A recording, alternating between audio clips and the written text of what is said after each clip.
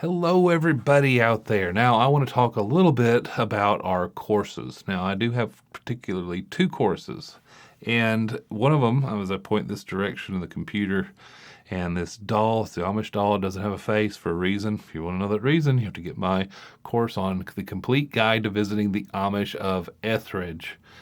Now, it's not just of Ethridge, okay? Keep in mind. Now, it just happens to be that in this particular course, I take as Ethridge as kind of the sleeping point, all right? This is where you're going to stay in a hotel, a bed and breakfast, a lodge, all of that simple things. Now, it's also going to include some day trips where I talk about the shoals. This is where the Fame Studios and the Muscle Shoals Sound, a lot of the studio tours. This is also the birthplace of like Helen Keller. There's a lot of Indian or like Native American history that I go through, railroads, all that kind of stuff is in this course. We also go over to the Huntsville area. This is going to be Rocket City, the big Saturn V, the Von Braun stuff, some of that Operation Paperclip kind of thing is sort of listed in some of the course here because keep in mind it's only like an hour or so from Ethridge, so it's not very far. It lets you kind of hit a bunch of different things, so you can Amish in the morning, for example, and then kind of on your way around, go do some other fun stuff. So we kind of show this little kind of clover leaf of possible smaller road trips within the Ethridge course, because also keep in mind that if you've never seen a presidential home, this is where James K. Polk is within about 45 minutes from Ethridge. And up into Nashville, there's only one music city in the world, as far as I'm concerned anyway, and that is Nashville, Tennessee. So if you want to see Broadway and you want to see, or Broadway Street, it's kind of the Second Avenue, it's where kind of all the fun stuff when it comes to coming to Tennessee is kind of known. We also talk about the whiskey tour, and I can't drink, but I still like the heritage of seeing agriculture as a supply chain, because we're not going to make the Jack Daniels or some of our famous distilleries, possible if we don't get really good quality agricultural systems making crops that happen to be put into a chemistry that is able to make spirits from. So that's going to be a really neat kind of parlay in there. Of course, Memphis barbecue, all that sort of thing. As we go from Memphis to the Carolinas, our barbecue kind of hybridizes, doesn't it? So we talk a lot about those kind of those topics, I'm sorry, within the complete guide to visiting the Amish of Ethridge. Now, the road trip course, what we call the Plainest Tennessee road trip. Now, which one is that for you? Okay, if you're going to be in a car for an extended period of time, there's going to be more than like one or two of you. Now, if there are one or two of you, it's still going to be a really great idea to get this particular course. I sort of have a globe here. Simply because I believe with this course, it's more like a template that you're going to learn about. And that template is going to allow you to go on a road trip pretty much anywhere in the world and use that to find who we are as travelers, the people that we're going to be taking, if anybody, or a bunch of people, the mode of travel. So whether or not you need to say, for example, I just happened to look at India, it's on the globe. So you can fly into India, then go to somewhere else, and then maybe fly out of a different place, if that's possible, or especially within since most of us are going to be in the North America, if you wanted to fly in, say from Phoenix, we'll say Denver, we'll say Los Angeles, Las Vegas, you know what I mean? We'll say anywhere of the west or east or anywhere you're going to come from where you need an airplane, and you have to do what's called an open jaw flight or a multi-city flight destination. So what will happen is you'll fly into, say, Nashville, and you get a rental car like Hertz. You know what I mean? We talk about travel insurance, we talk about travel plans, we talk about all of this stuff in the road trip course, and you're going to drive down, see the Amish of Ethridge. That's why you can get both of these courses, and you'll be perfect after all that. So we're not really perfect, you know what I'm saying? You'll be definitely well educated if you go through both of these courses. It's like 50 something hours of instruction if you do that.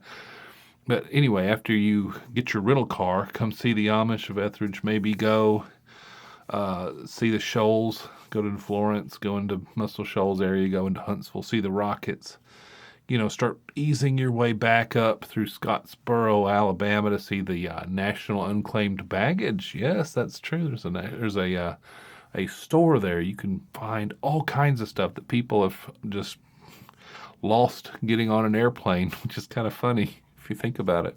You go up to like the Lodge factory, the Lodge cast iron place. They have a museum. Oh, it's wonderful right there in South Pittsburgh. You can go into Ruby Falls and do all this fun stuff and Chattanooga. You know what I'm saying? What I'm doing here is explaining a possible road trip situation. And then as you go back to, I don't know, from Chattanooga, you get on I-24 and you can go back up to Nashville and fly out, or you can keep going, you know what I mean, up to Knoxville and say, well, I want to see Knoxville. I've always wanted to go there, and then fly back out or go to a different place and fly out of there. Say, for example, you didn't want to go as far as Chattanooga. You wanted to go from Nashville to Huntsville, land in one airport, and then leave out the other one. It's called an open jaw, and you'll drop your rental car company off because it Hertz and all them know that somebody's going to fly into Huntsville and drive to Nashville, and they'll just put the car back. You know what I mean?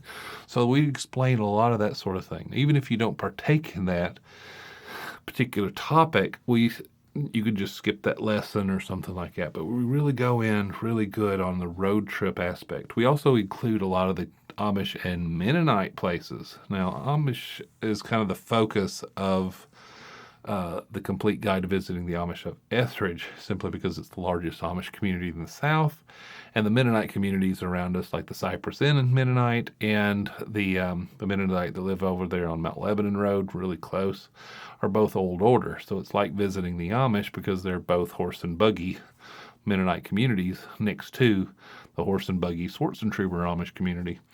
But there's so many of them. There's like 330 Amish homes here. It's like 26, maybe 2,700 people that make up the Ethridge community. So if you're really wanting to explore a big, or what I consider a pretty good size Amish community that's very friendly to outsiders, then the Ethridge community is the one to kind of go to. Now, I would love for you to buy both of them, not just monetarily, but because they kind of have a moment of cohesion, if you know what I'm saying, and the synergy of the two complement each other. You know what I mean? It's like saying, which one's the best end of the car? Well, they put the important people in the back. That's why limousines, they put the important people in the back of the car. Yeah, but what about the driver? He's controlling the car. Well, he runs the front of the car. Well, why can't you just see them as part of the car, that contains front and back, 4 wheels, you know what I mean? They all have to be there for it to drive. So I believe the complete guide to visiting the Amish of Ethridge very much complements my course called the Plainest Tennessee road trip. Sorry, I'm talking. This is not scripted. I'm just speaking from the heart, okay? And that's where I really wanted to focus the attention on. Now, I do include way more of the Mennonite stores. This is those big ones, those really neat, great Mennonite stores, okay? The ones that have the big bulk foods and delis. You can get those big old huge, thick sandwiches, and all that sort of thing with the fresh vegetables and stuff like that they sell at these almost like, they're like an indoor farmer's market. Some of them are just massive. Also, we go to more states with the Amish and Mennonite of Tennessee, or, page, the Plainest Tennessee road trip.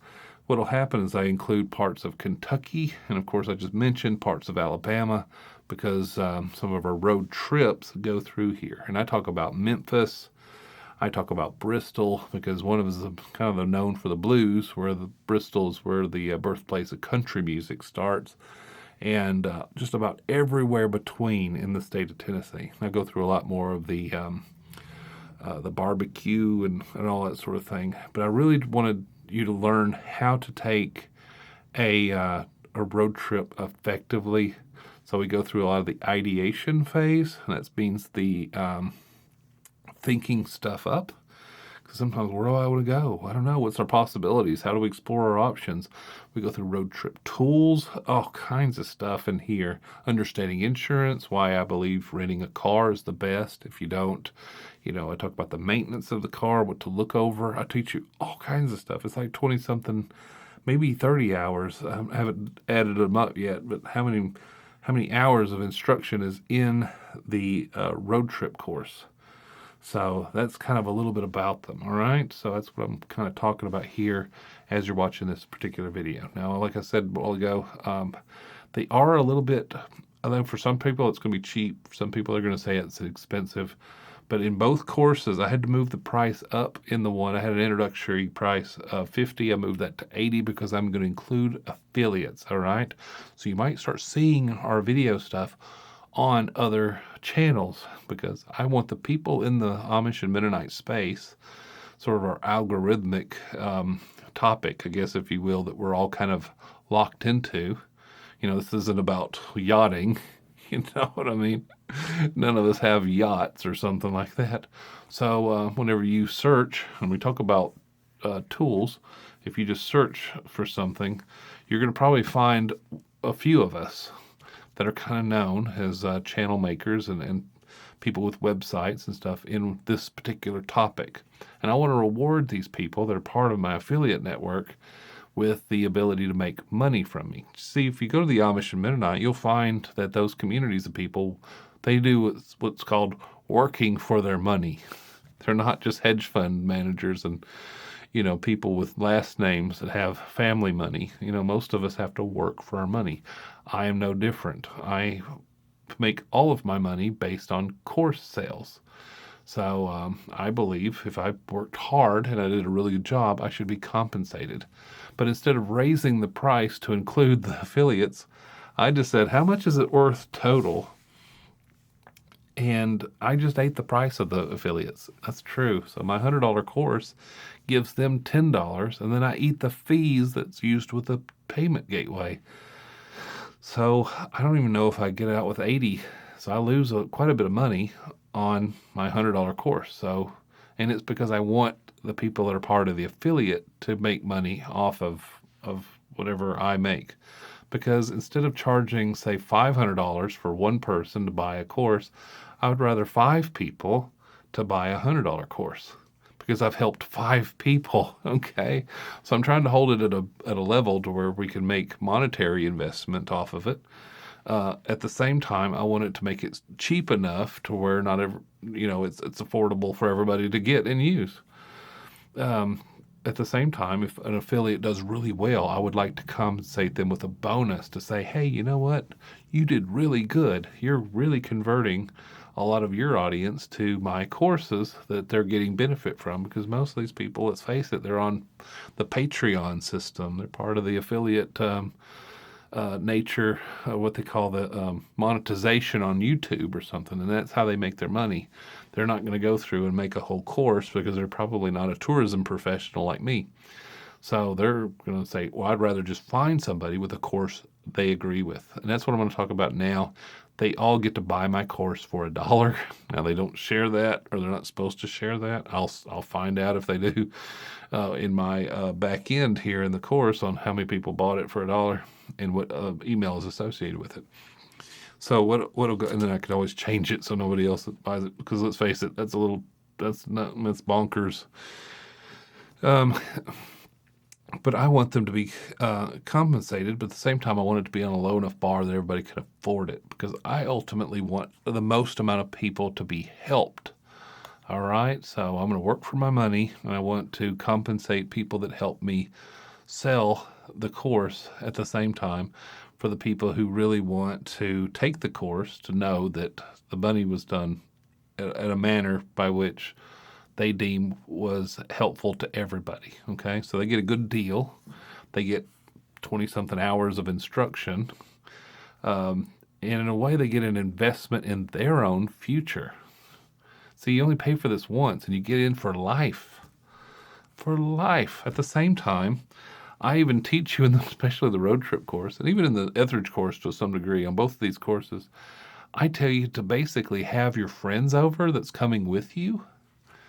You know what I mean? And so if there's, say, a person here, and a person beside the 4 of us, and there's only one course buyer, and then you come over every, say, Tuesday night to your house, these 3 people are getting the course for free.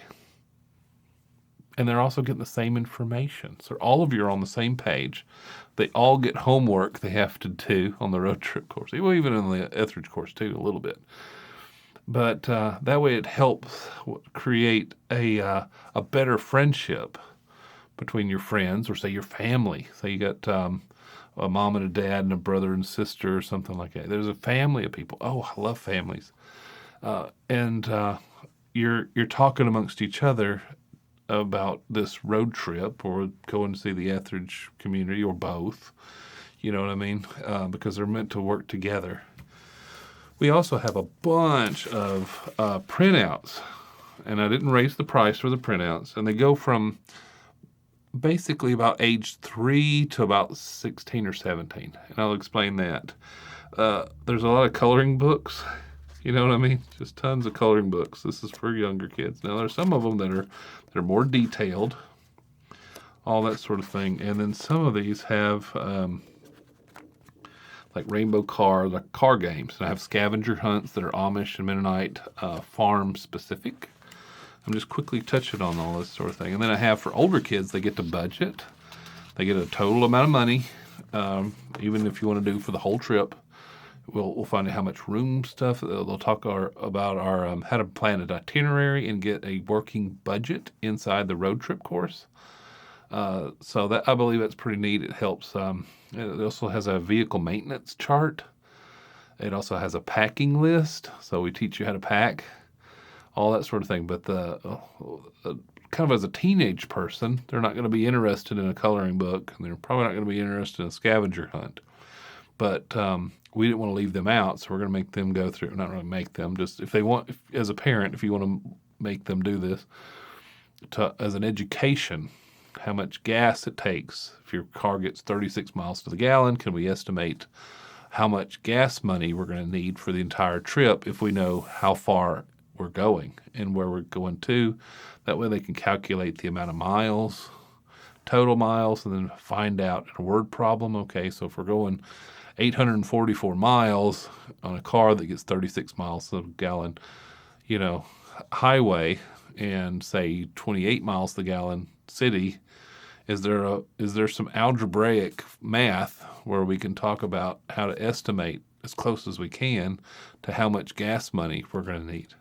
At the same time, trips, or our hotel stays. Got it? You see what I'm saying? How much we're going to spend on each meal. You know what I mean? And they can kind of really go through and learn how to budget resources, and time is a resource too.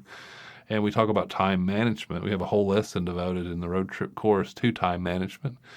So don't think of it just as, well, we're just going to see a place. No, that's not a road trip. You're just going on a destination. It's like I go to work every day, right? Am I going on a road trip because I take a car to work? I mean, come on, let's not do this. But whenever you go on a multi-day stay in a place, that's a little different story. How much are tickets? Well, what do I wear? Well, it depends on where you go, right? Well, what do I need to do if this happens? We talk about flat tires and all that sort of thing. This would be a perfect time with older kids and sometimes young adults to find out how to take a tire off and all that sort of thing. So we cover a lot of what to do in certain situations in the road trip course. We also talk about security. I mean, think about it. There's a lot of crazy stuff happening in the world today, and it might come to a city near you, if you know what I'm saying. So what happens when you go out to your car and there's nothing in the parking lot except for a bunch of broken glass? How do you file a police report and all that sort of stuff? We talk about a lot of this stuff in the road trip course. So it's very important, even if you do not have anything else, other than, well, I went to Disney once or something like that. There's a lot of contrast here too. Let me just sort of explain something. Whenever I took vacations as a kid, I would usually go to family or friends, and it was like I had no choice. Then later on, they needed other people to go so we can all combine hotels. So if it's $100 a night and there's 4 of us, we'll just get one room and just double up the bed, so everybody just pays $25 a night, right? Do the math. And that keeps the cost down, but you have to lug around people that you normally wouldn't and have to do things that usually one person wants to and the other person doesn't want to. And it just seemed like it was very disjointed. So I basically solved a lot of those problems in primarily the road trip course. All right. I do that. Road trip means here with the globe. Amish course, I kind of explain by reaching out towards that doll. So whenever you do bring people that are going to differ on things, sometimes just a little bit of incentive, especially with kids, can kind of mediate the response. And that's why a lot of times I put these certificates that you can print off, certificate for completion, and I put a space where you can write their name. So, for example, you have kids with you, and if you let them color the coloring book stuff in the hotel or the thing, or even on the way. Now, keep in mind, you don't want a kid barfing, so you want to look up and around. That's why we go through road games and stuff. This is I Spy, complete the sentence games. There's a lot of stuff I teach. It's a whole lesson. I think it's like an hour and a half lesson of just me talking about different road trip games, and sometimes like silly jokes for kids. This is a book where you can read them. You know what I mean? You can let them read them to you, all that sort of thing, to kind of include more familial life and all that sort of thing. But if you can tell a kid to finish your little checklist, and it could be snacks. I talk about roles everybody can play, because if a kid comes up with how many snacks and drinks we have, then that's inventory management. So if they're back there eating all the chips, and they know that they're subtracting from their number. Why? Because they had the clipboard, right? So some of our little things I tell people to get is notepads. That's very important. If you take either one of the courses, you'll know why I stress notepads so much. But I'll get a little clipboard where we'll put stuff like this travel checklist on it, and we'll let the kids drive the checkbook. It gives them responsibility. It makes them feel like they're part of the team. They're not just along for the ride. So we go through there, and then once they get done at the end of the trip, if they've done really good and they did all their stuff right, you can print them off a certificate. All of these things are downloadable. Both courses have all the resources, because both of them have travel in their topic. Okay, but I didn't want to make this one as long as some of the other videos, because I can really get long-winded. Hence the 20-something hours of instruction, and then detailed into what the courses have. But I just wanted to kind of bring out here to talk about how both of these courses are available. Like I said, if you're going to be anywhere around the Ethridge community, then the Ethridge community course is going to be the one you're going to want to get. Also, I show you what to wear. That's why in the course, if you've taken it or you've seen some of our advertising for it, I do wear these hats. This is a Stetson Andover. Both of them are. This is a linen shirt, and I explain why dressing is very important. It's very offensive if we look like we're about to go to the pool, to an Anabaptist community, whether it be Amish, Mennonite, Hutterite, German Baptist, Schwarzschild Baptist, brethren. But anyway, any group that you're going to find within this community system is going to be offended if you show a whole lot of skin. Now, in this particular course that I'm talking about, the Plainest Tennessee road trip, I dress kind of like a tourist. This is a standard Cuba Vera golf shirt with this particular hat. I would, obviously, if I had sunglasses on, I would look like a typical tourist.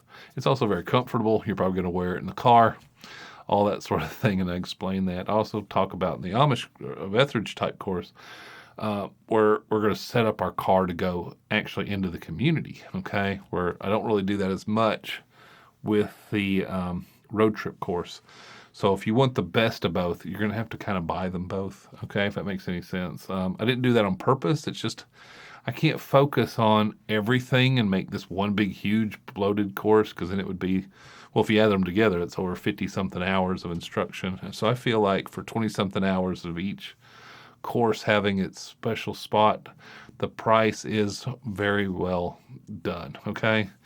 But like I mentioned, the reason they have to be a little higher than what most people would say was normal for this particular system is that it does include my affiliates. So I want them to make money, just like if you took your car in and it got a specialist, like I've mentioned in another video, just like this one. If you took your car in and somebody said, well, how much is this specialist going to cost? And he said, don't worry, your one your one payment is going to include the specialist too. You see what I'm saying? You'd be appreciative. It's like, oh my goodness, I didn't realize that it was going to contain that much value in a way that's I'm eating the cost of my affiliates. All right. So I'm not making as much as you think, but I am going to be able to reach way more people, which is what I want to do. So let's talk about this real quick. I want to, but the end of our lives, if you will, is that we have a certain amount of memories. And if we don't go get those memories, you won't have them. You have to go make the memories that you'll remember in your head. Okay, now of course we have phones to tell us, but if you don't go on the trip and you have photos, it's somebody else's photos, right? And let's not do that. So let's go out there and make the memories that we want to experience. And that's what I want to do. And I want to do that as much as I can. So I involve as many people as I can that I trust is in my space to help me do that. I would like to be as many places as I can. If somebody wants to put me on a jet to go to a large talk show, I'm there. If somebody wants to do this Skype thing with me, I'm there. I'm promoting this message because with the Progeny Adventure Group that owns all this stuff, it's my company that has to do with travel and children. I was in the NICU for 89 days. I watched my daughter nearly die a few times, and then a bunch of kids, because it was Category 4, the smallest of the small. A lot of those kids never made it, so those parents had to go home unhappy. And I want to make parents as happy as they can be with their children that they do. So I have a lot of kids stuff. Not to say that don't buy it for the kids stuff. I get that. If you're a retired person and you're like, look, I'm finally able to travel, great. I'm going to show you exactly how to do so. It's like, yeah, but I don't want to go when the kids are there. Even better, because I start showing especially the Amish of Ethridge type course, how to get away from some of the kid stuff because they want to have a long conversation, usually with somebody who's also retiring in place. That's what the Amish call it. And those individuals are going to live in a dotty house, most likely. And they would love a 3 or 4 hour conversation because they don't really have a whole lot of stuff to do, especially in the fall and winter. So I go through the seasonality here. I don't really touch it as much over here. This is kind of when people are out of school and they're going to do the Plainest, Tennessee road trip because their kids are out of school and they want to go do as much fun stuff in a series of places. And they want it to be memorable. They want it to be educational. They want it to be useful as a trip. And that's what I really, really, really want to do.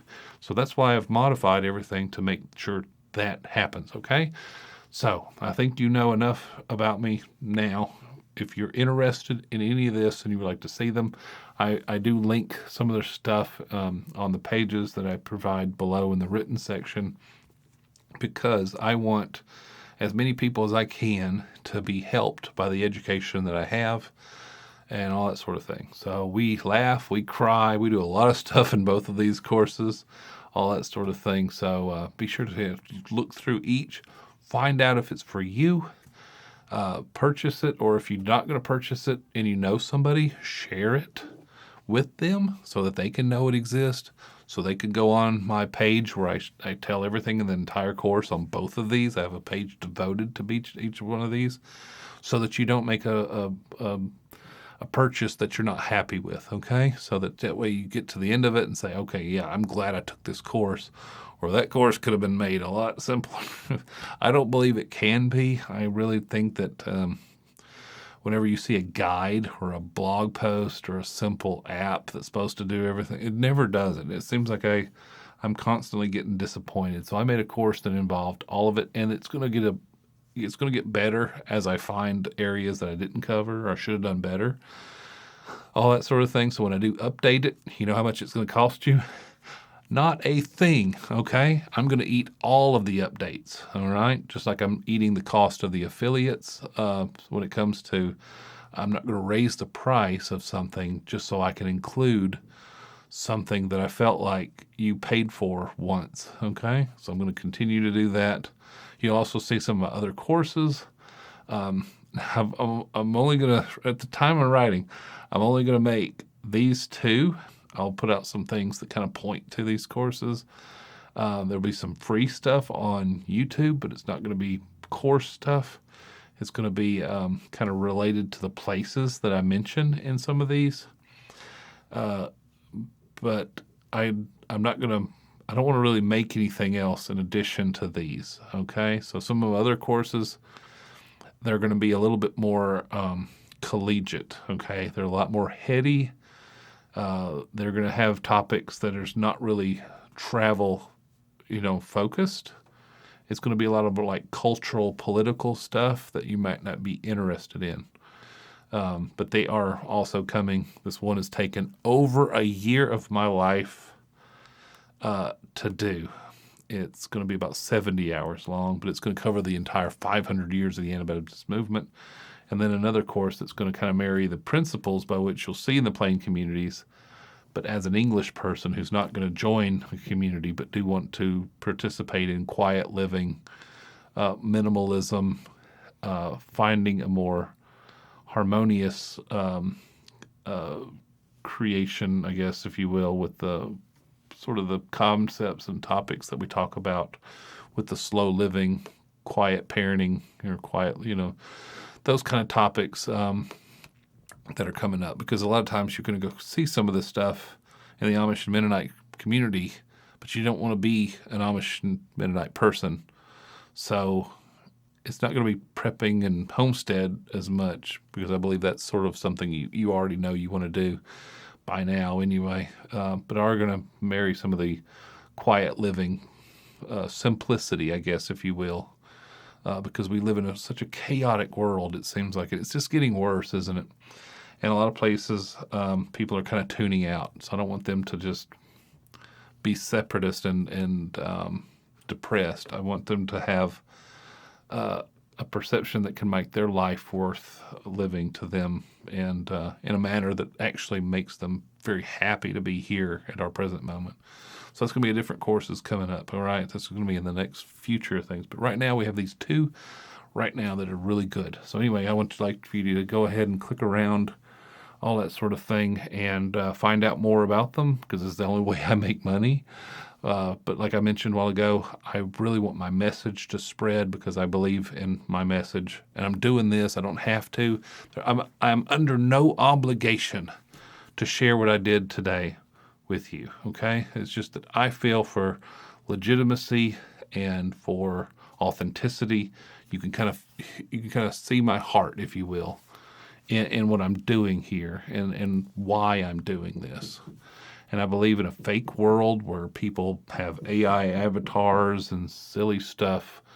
They hide behind their pages. I want you to see my face, hear my voice through these KM184s. And what I'm saying here is that I'm going to explain how I would like to be perceived, at least, because some people, you don't know me, as a very legitimate person, so that it kind of comes across that way.